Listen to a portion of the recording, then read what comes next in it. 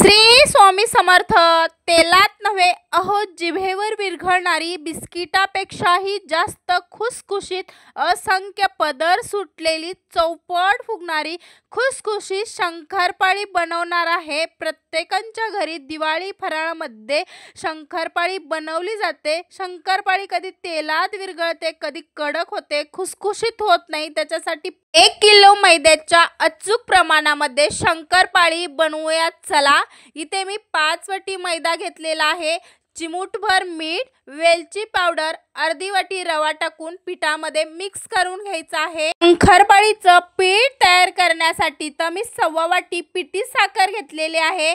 1 वाटी कोमट दूध घेतलेलं आहे आणि 1.25 वाटी साजूक तूप घ्यायचं आहे बघा. आणि सर्व मिक्स करून पिठी साखर वितळवून घ्यायची आहे. शंकरपाळी बनवताना तुपाचं प्रमाण परफेक्ट पाहिजे आहे. जास्त घातलं तर तेलात विरघळतात, कमी घातलं तर कडक होतात. हे परफेक्ट प्रमाण मी सांगितलेलं आहे. ह्या पद्धतीनं तुम्ही बनवा. त्यामध्ये थोडं थोडं करून दूध टाकून छानसा गोळा तयार करून घेतलेला आहे. गोळ्याला चांगलं मळायचं आणि अर्धा तासासाठी रेस्ट करायला ठेवायचं. खूप छान आपलं पीठ फुललं जातंय. ते खूप छान आपलं पीठ फुललेलं आहे. एक मोठासा गोळा तयार करून आपण चपाती लाटून घ्यायची आहे. चपाती पातळ असते पण शंकरपाळ्या ह्या जाड असतात, त्याच्यामुळे जाड अशी चपाती आपण लाटून घेतलेली आहे.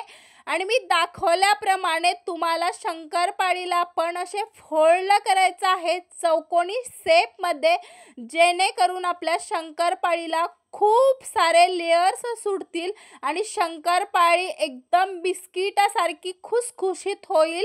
इथे मी चौकोनी शेपमध्ये शेप देऊन आपण शंकरपाळी लाटून घेतलेली आहे बघा. तुम्ही बघू शकता एकदम पातळ नाही आणि एकदम जाडही नाही अशी आपण शंकरपाळीला पारी लाटून घेतलेली आहे. बाजूचे मी भाग कापून घेतलेला आहे, जेणेकरून शंकरपाळ्या आपल्याला खूप छान कापता येईल.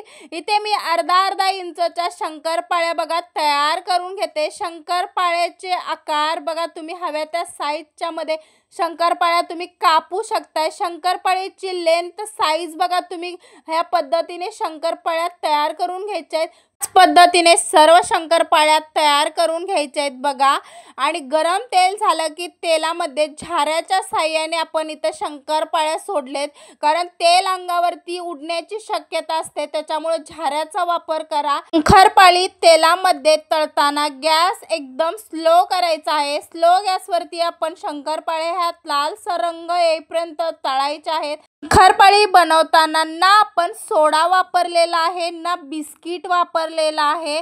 तेलात नव्हे अहो जिभेवर विरघळणारी बिस्किटापेक्षा जास्त खुसखुशीत असंख्य पदर सुटलेली चौपट फुगलेली शंकरपाळी बनून तयार आहे बघा. आणि ह्या पद्धतीने नक्की एकदा शंकरपाळी बनवून बघा. तेलात विरघळणार नाही ना कडक होईल. खुसखुशीत शंकरपाळी आपली तयार होते. एकदा बनवून बघा. जाता जाता चॅनलला नक्की सबस्क्राईब करा.